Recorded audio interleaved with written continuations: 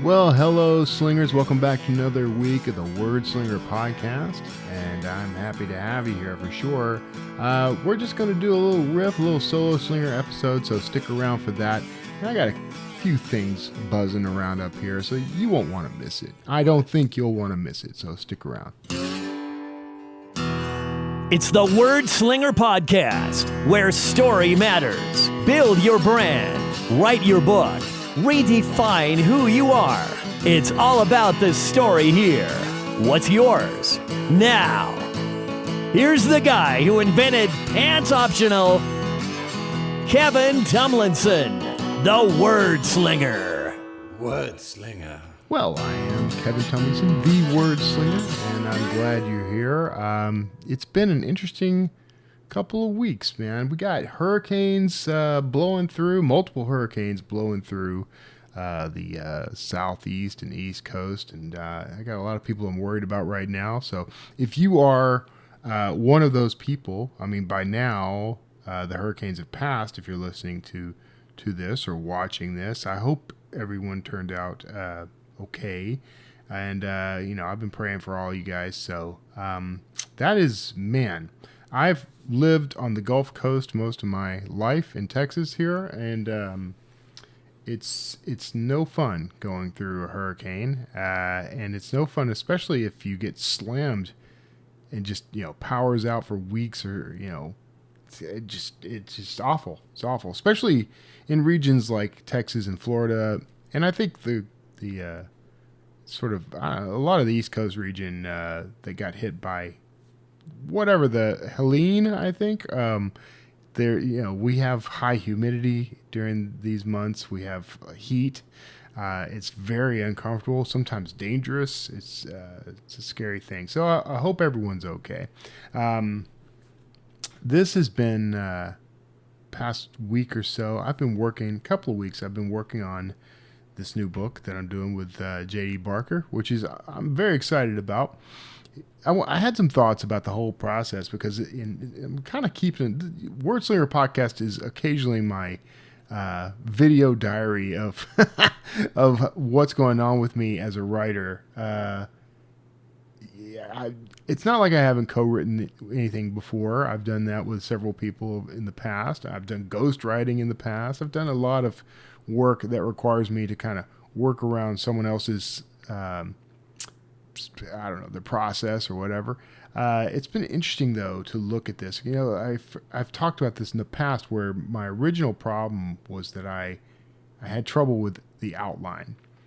And I think I've mentioned before, this is actually the second book that JD and I kind of agreed to work on, and I kind of flubbed it on the first outline. I just never could get it. I think I could now, which is interesting. I think I had like a little barrier going on, and it's purely psychological. It's like it was all. I'm sharing this because I'm kind of hoping that if you're there has to be other people dealing with this kind of thing. So if you are, I'm hoping that as I share this experience, it helps you get a grip on this and helps you maybe figure out some strategies for dealing with this. So, and I haven't sat down and organized thoughts around strategies for this, but I'm hoping things emerge as we go. But the process for me was challenging, not because writing an outline was all that challenging. I kind of made the outline the bad guy in my head.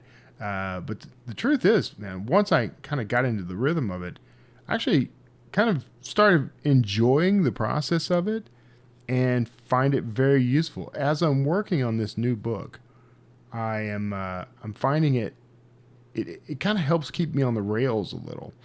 As an example, yesterday I was writing a scene. It's in the outline. I started pulling things together, and what I had not done was I had kind of glanced over the note about it in the outline, but in my head, I for some reason went a different direction. And so I started writing, and I realized, well, what I'm writing doesn't fit, or I've already covered some of this. It's a little redundant. And I looked back and realized, oh, okay, I got off track. I didn't follow the path I created with the outline. So I wasn't so far along that it was going to hurt much to do this, but I scrapped what I was writing. Well, I kind of saved it. Maybe I can, you know, I'm going to take another look at it, see if it works somewhere else, if I can modify it or whatever. But once I kind of got back on the rails, everything went much more smoothly. And I wrote this series of scenes very quickly, and they were better than what I was kind of riffing with. I'm a strong believer in pantsing. I think it's a skill that served me well over the years, but it has been interesting to kind of, we'll just say, humble myself. Like, there was a point where I kind of had this attitude that I don't need anyone to tell me how to write or to tell me how their process. I'm not going to follow someone else's process. I've got my methods, kind of an arrogant way to approach writing.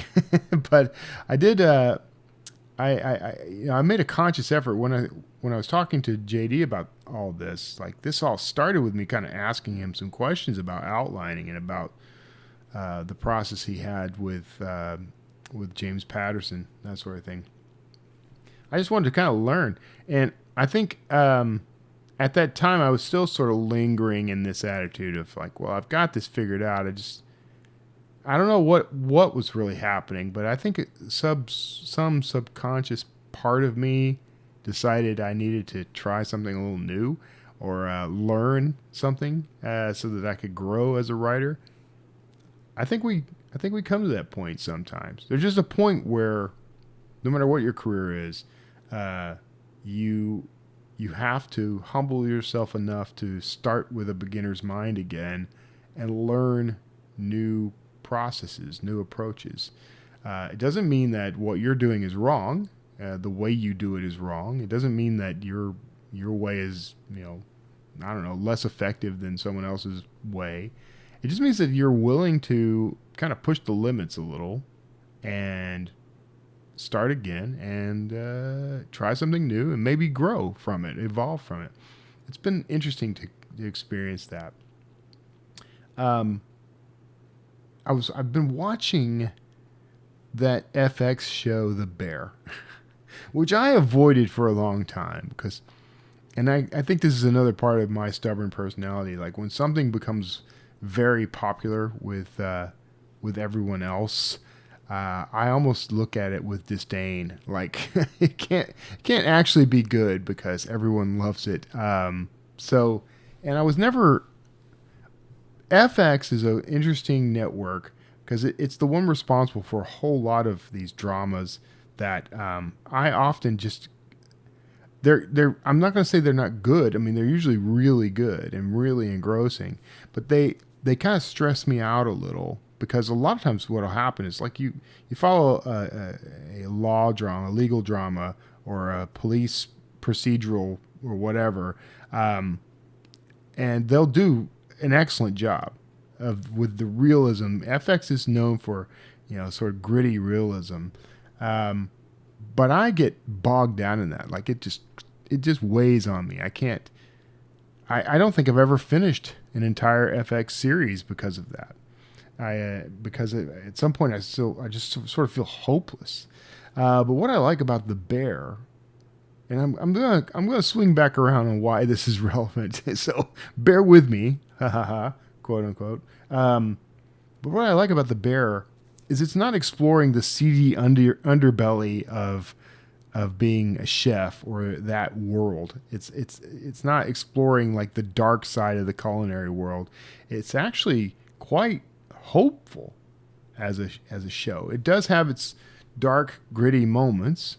There's some, there are some things that happen, stuff that I think we all know happens, but they're not glorifying it. And what I've noticed is the show is, it's sort of, we're following these characters. We're seeing some of the kind of psychological background of the story. There's, we get to see some pain, but we don't live in that pain. Like the protagonist is he's definitely going through some things. We see that, but it's not like the defining characteristic of him per se. Like he's just like me and you and everyone else. This is something that's part of his life and experience, and it's the drama and pain of his life that he has to learn how to deal with. But he's not allowing himself to be defined by it. It's not the only thing we hear about. It's not the only aspect of his character that we explore. There is, I don't know what it is about. I have a growing love for movies and TV shows about the whole culinary life, the whole restaurant behind the scenes, chefs and that sort of thing. It's kind of fascinating. It's a new fascinating thing. I remember watching, there's that movie Burnt, I think is the title, with Bradley Cooper, I think. And there was the chef with John Favreau, and shows like that. I mean, it's really kind of fascinating to see kind of how things work. It's a very fertile ground for storytelling, actually. And you get one of the things that's been interesting about The Bear. I'm on, I don't know how many seasons there are, honestly, and I'm on like the third or fourth episode of the second season. He is in a relationship now with this surgeon doing her residency. And she's talking about, there's a discussion at one point about how it's like 100-hour week with like 2 hours of downtime, and she's dealing with all this drama and stress, and and she kind of turns it around on him and says, well, isn't that basically the same thing you're dealing with? And the only difference between their two roles is that one of them is it's life and death, and one of them it's just that sort of customer experience. But you get the sense that both are equally weighty and dramatic. Isn't that fascinating? And so I started thinking about all of this in terms of what I'm doing as an author, what I know about being an author and being a writer. And I don't have this sort of I've worked in industries, marketing in particular. When I was in the agency world, there was a lot of that sort of pressure. There's a lot of pressure put on you. And I remember being told one time by the owners of an agency that they didn't want me doing creative work outside of the agency because that's what they're paying me for. They own my creativity. You get shocking, ridiculous things like that in any high, like, intensity career, right? There's a reason Mad Men was such a popular show. I really kind of thought we were going to see. There was one other show that was kind of aimed at the sort of modern day advertising world, marketing world, but it didn't last, unfortunately. But I really thought we were going to see a lot more of that, and I was kind of hoping for that because I was like, I want people to see what really happens behind the scenes at these agencies. Maybe someday I'll write something. Maybe I can, maybe I'll write scripts. Maybe I'll write a pilot or something for a show based on that. I don't know. We'll see. Not my strong suit, but something else I could experiment with. And the same with the gaming development world. I've got friends who are game developers, and they deal with this same high pressure, ridiculous requirements, So, the idea though for me, like seeing this show and then kind of paralleling that with my own experience, I got a little burnt out last year, and it derailed me as a writer, and derailed my life in a lot of ways. And so, and in other ways, this past year has been about recovery and sort of growing and pushing myself in new directions. And I think there's a story there, and I'm sort of feeling around it. And you're helping me by tuning into this. Me talking to you about this is helping me kind of feel it out. But there's definitely a story there, and I think it could evolve into something. But this notion that I'm trying something new. I'm willfully making myself uncomfortable because this isn't the way I do it, right? And if I'm going to grow as a writer and a creator, discomfort is an important component in that. Now, which is not to say I want to be clear here. J.D. Barker is one of the nicest guys I know, and he's got a lot of this figured out, and he's sort of pressing himself to go in new directions, new avenues. I'm really liking what he's doing, and I'm kind of following and studying what he's doing. Like I want to see, like, he tries something out. I want to see, how does that work? Is that something I could apply to myself, my own writing business and writing career, and of course he learns from his experiences, like with James Patterson. And I've interviewed a lot of writers lately that have these interesting approaches to things.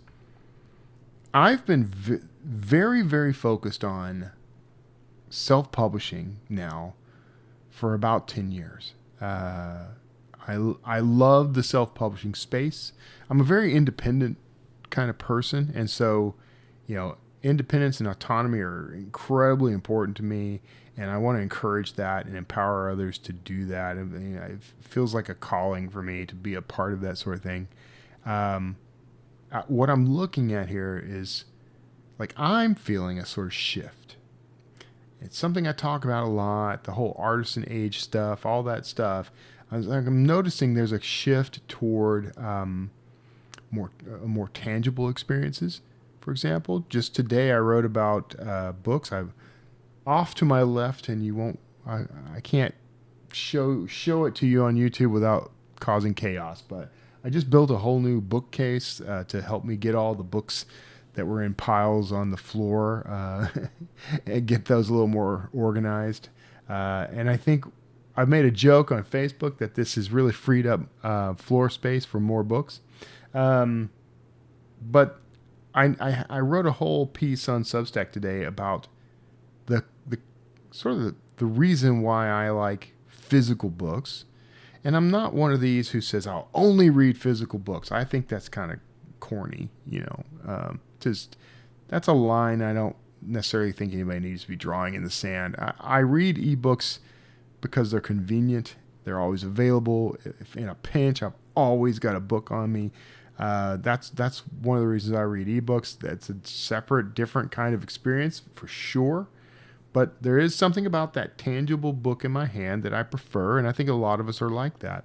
But I think there was a point at which I'm like, I could be okay with just ebooks. And I even sold and gave away a lot of my books as we got on the road. And now I'm kind of back to collecting again. And there's a lot of reasons for that that have nothing to do with maybe I'll reread this book someday. It's I'll admit, an emotional attachment more than anything. But I'm seeing the same trend with physical media for music. CDs and vinyl albums are back in vogue. Photography, actual film cameras and film photography, Polaroids, that sort of thing, all that's back in vogue. I think we're a culture that's yearning for something, and I think a lot of that comes down to we want experiences that are real. A lot of our experiences have been virtual. How's this all tie together? Maybe it doesn't, but for me, there's a mental shift happening for me that I think is being echoed by civilization and society to grow, to have more visceral experiences. I have been a pantser, a discovery writer, all my career. I don't think anyone could question me as an author, could say I haven't mastered that. The ability to sit down and write a book with no No training wheels, no no guide wires, nothing holding me up. Just me and that rope as I'm walking across the chasm. I can do that. I've proven it. I've done it 70 plus times. There's nothing left for me to prove there, but there's also nothing left for me to conquer there.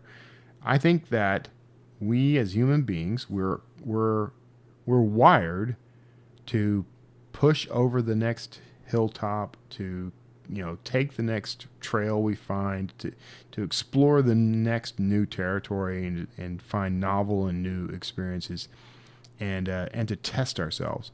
I think we're wired for that. I think that's when we are at our most healthy, physically, mentally, spiritually. I think that's where that comes from. So that's what this whole experience with doing the book with JD, I see a lot of advantages for me in this. Once the book is done, the process of the book is very important to me. So important, in fact, that even if the book doesn't do well, doesn't live up to any of the other expectations I have for it, I already consider this a success. But I am also looking at this as an opportunity to transition into a new way of approaching my writing career. You may be thinking something similar. I think my adamance about self-publishing has served me and this community very well for the past decade, but I think it's also become something of an albatross for me, because if I'm only a self-published author, then I really have reached the limits of where I can go here. I mean, there's something to be said for, I could work really hard to make myself a much more financially successful as a indie author. There's a lot of space there for that growth.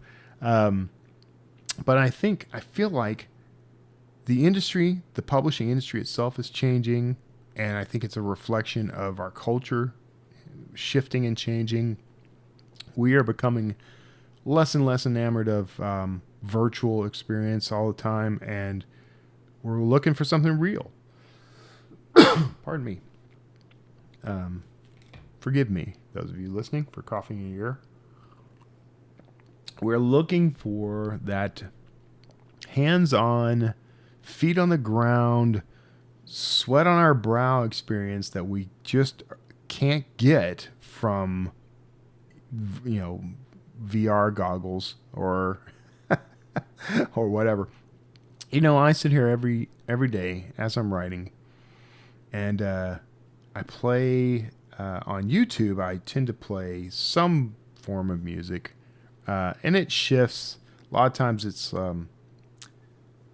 right now it's jazz, and the term that I was going to use is blown right out of my head. But there's lo-fi hip hop was what I was going to say. Lo-fi music. A lot of times it's that. Right now it's jazz because it fits. For some reason, I associate jazz with autumn. I'm a big fan of autumn, but one of the things I love about YouTube is I can find these little vignettes that people have created, little virtual spaces like a coffee shop or outdoor cafe or something. And what I'll do is, like, when I'm doing my daily journaling, I've got if you're watching on YouTube, I've got my moleskin notebook and a little leather sleeve my wife gave me. And so I sit here every morning. That's how I start my day, with some free writing. And what I'll do at that point is, if the weather outside isn't quite right, or it's too dark out to see anything or whatever, I'll go full screen with one of those little virtual backgrounds with the music playing. And so it makes me, because I have a giant monitor in front of me, you can't even see it. It's like a 48-inch monitor because of me. I have that playing, and so I can look up, and it's like being in it's like I'm sitting in that space, right? Love that. I love it. But then yesterday, we ran out of coffee. I had enough to make us a pot of coffee. We have a big French press we use, and it was enough to make us coffee for our day. But I knew that I was going to have the rest of this week was going to be busy. I might not get a chance to. We've got things we're going to do, but I might not get a chance to just slip out just for the purpose of buying more coffee beans. And so I made a decision to go and there's a coffee shop just outside of my neighborhood, Perky Beans. For those of you, if you follow me on YouTube, on my personal YouTube channel, I actually recorded an ad spot for Perky Beans. Go find that. I'll try to remember to put that in the show notes. But there's they sell, you can go and buy your latte or your cup of coffee or whatever, but they also have beans and they'll grind them for you. So I went and bought a couple of bags, and while I was there, I'm sitting, I've got my journal with me, I'm just enjoying this actual space, this physical space, and realized, it's been a while since I've done that. Before we built this house and moved here, we were renting briefly an apartment in Sugar Land, Texas. And I was literally across the street from it was Starbucks, but I was across the street from a coffee shop that I could go sit in and do some writing and work for the morning every day if I chose. And there is just something about that experience that I miss. Since moving here, the home we have is beautiful. The neighborhood is beautiful. The landscape that we get to see out of our windows is gorgeous. But I'm not walking distance to a coffee shop for sure. And the one outside our neighborhood is a little tough to get to because of morning traffic. They haven't done a good job with, we'll say, community planning around here. We're kind of trapped in this neighborhood until a certain time of the morning. So I'm really happy that I don't have a morning commute. But I realized, even though it took me maybe 15 minutes to get to this place that's only 3 minutes drive from me normally, being there was a kind of a kick. I mean, it was kind of a charge. And I realized, I miss this visceral experience, this actual tangible experience. I don't want to write from coffee shops all the time. I have a gorgeous, beautiful office, only made better now that I have this new and amazing bookcase full of books over here. As you can see, books just creeping up. I'm going to have to start hanging some shelves on this wall to accommodate new and incoming books. But this is a creative space for me. I love being here. I've written several, dozens of books in this space now. So I don't have a compulsion to want to leave this place all the time. But walking away from this and experiencing the world out there every now and then does something for me as a creator and artist. It adds to me. It helps me. So all these things, these little bits and pieces, these tiny little streams all come together to form this one river that is Kevin Tumlinson. And, the idea of working with JD, doing a book in a way that's different from what I'm used to, it folds right into that. So my encouragement to you, if you're feeling stuck, which I was, and feeling weighed down, which I definitely was, there's nothing sacred about the way you've always done things. And there's nothing sacred about the way you even, think things should be done. There's more than one right way. So, what I'd encourage you to do is willingly be uncomfortable sometimes. Willingly put yourself in a place that feels a little shaky. Something I heard today, I'm paraphrasing this, it's kind of a quote, and it was about journalism. A journalist with CBS Morning interviewed an author about his book. He apparently the staff of CBS felt he was a little abrasive or something, and so there's a whole thing going on there. But a commentator on this said that, I'm paraphrasing, that journalism is not a safe space. It's not designed to be a safe space. Good journalism doesn't happen in a safe space where there's no chance of offending anyone. There's no chance of saying something that someone would disagree with. The same is true for really all creative work, whether you're a writer, an artist, a chef, whatever. I mean, if you're unwilling to risk offending someone or risk feeling uncomfortable or feeling even maybe a little unsafe, then you don't grow as a creator and you're limiting yourself. So I think I've been doing that to myself for a long time, or I was, and now I'm not. So I can tell you it's a night and day difference for me. I feel like I can breathe again.